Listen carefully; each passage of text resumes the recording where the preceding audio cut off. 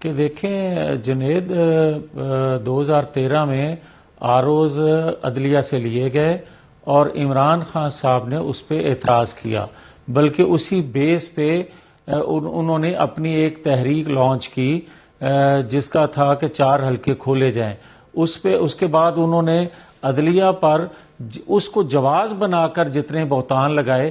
اب بات یہ ہے نہ عدلیہ کے آپ آروز مانیں اور نہ آپ مانیں بیوروکریسی کے، تو پھر کیا جنرل باجوہ، جنرل فیض یا جسٹس ثاقب نثار کھوسہ صاحب یا جسٹس بندیال چاہیے کہ اس طرح کے طاقتور اور منصف چاہیے جن کے ہوتے ہوئے 2018 کا ری پلے ہو جائے اور اس کے بغیر یہ الیکشن نہیں چاہتے؟ کبھی اس طرح ہوتا ہے کہ آپ کی خواہش کے مطابق ادارے جو ہیں وہ ایکٹ کریں، یا آپ کی خواہش کے مطابق جو ہیں وہ رولز آف گیم بنے، یا آپ کے کہنے کے مطابق جب آپ چاہیں جس طرح کی تشریح قانون کی چاہیں اس طرح کی کروا لیں، اور جب وہ سوٹ نہ کرے پنجاب اسمبلی کی عدم اعتماد کی طرح تو بندیال صاحب ایک فیصلہ دے دیں، اور جب وہ پسند نہ ہو یا ضرورت نہ ہو تو دوسرا فیصلہ وہی بندیال صاحب کر دیں.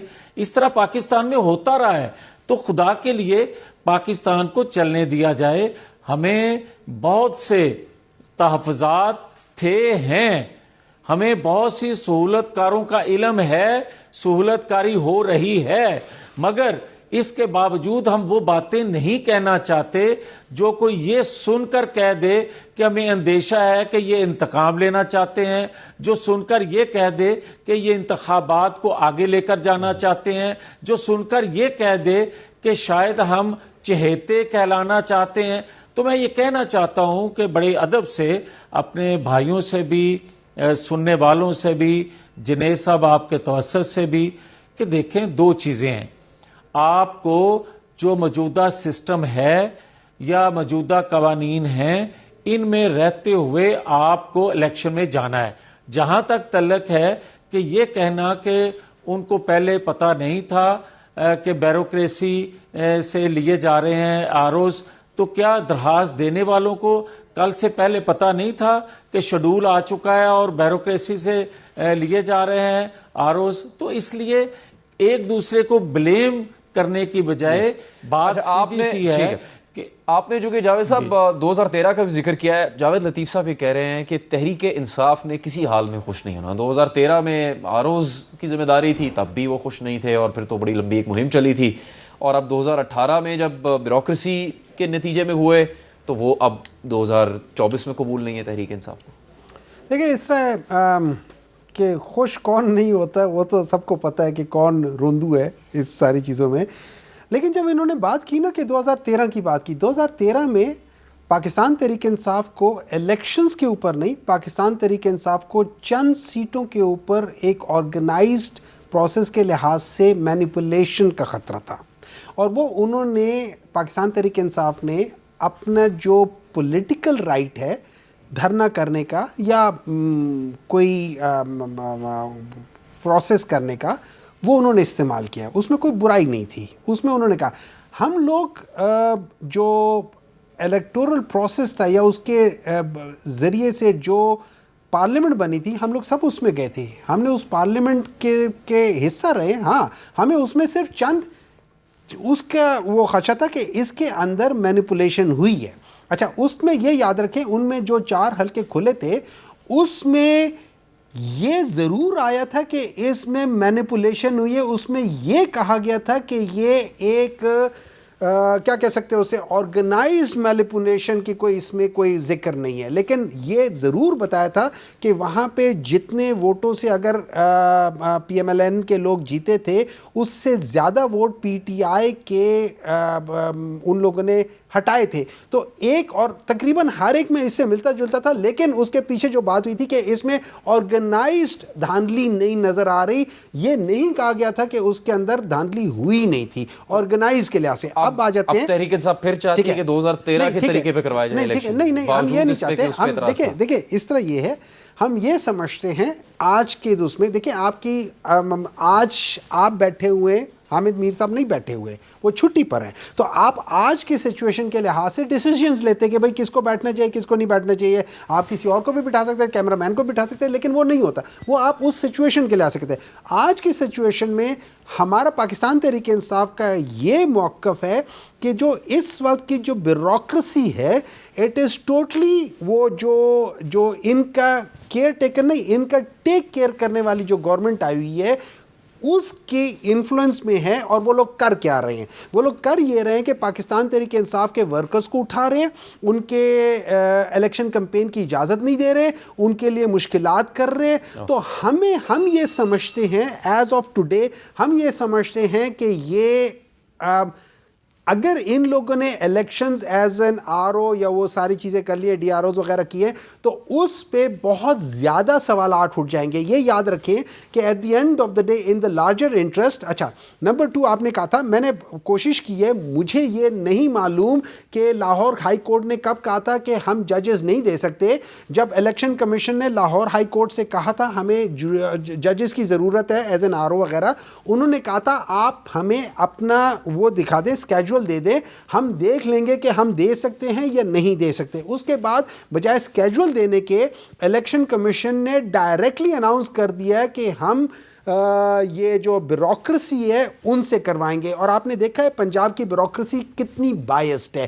پنجاب کی بیوروکریسی اتنی بائسڈ ہے کہ ہر وہ شخص, ایون وہ خاتون جن کو 5 جگہوں سے 5 مختلف ٹائم پہ ان کو بری کر دیا ہے, تو ان کو آخر میں کیا کیا ہے, سیف راہداری دے کے ان کو کوئٹہ بھیج دیا. اگر اس قسم کی بیوروکریسی کو ہم نے دیکھنا ہے وہ تو آپ کا موقف آ گیا, اس کے نتیجے میں کیا ہوگا یہ بھی تو دیکھنا نا. قادر مندوخیل صاحب, آپ نے حوالہ تو دے دیا جو یقین دہانیاں کروائی گئی ہیں, لیکن آج کے اس اسٹے آرڈر سے خدشات بڑھیں گے کیا؟ دیکھیں, میں تو کہتا ہوں کہ اب ٹوٹل ذمہ داری چیف جسٹس آف پاکستان کی ہے. انہوں نے پتھر پہ لکیر اس کو ڈکلیئر کی ہے. آج پیپلز پارٹی یا نون لیگ یا پی ٹی آئی کسی کارکن نے اسٹے نہیں دی ہے, ان کی اپنی ایک معزز جج نے دی ہے. لہذا مجھے نہیں پتا کہ چیف جسٹس صاحب ہمیں تو منع کر رکھا ہے کہ اپنی بیویوں سے خدشات بات کرے. آپ کے سنگل جج صاحب نے تو سارے کے سارے خدشات کیا پورا جو ہے نا وہ معطل کر دیا.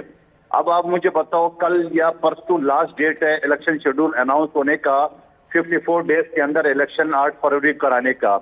اب آپ نے وہ کر کے انہوں نے معطل کر کے اور فل بینچ کی طرف بھیج دیا.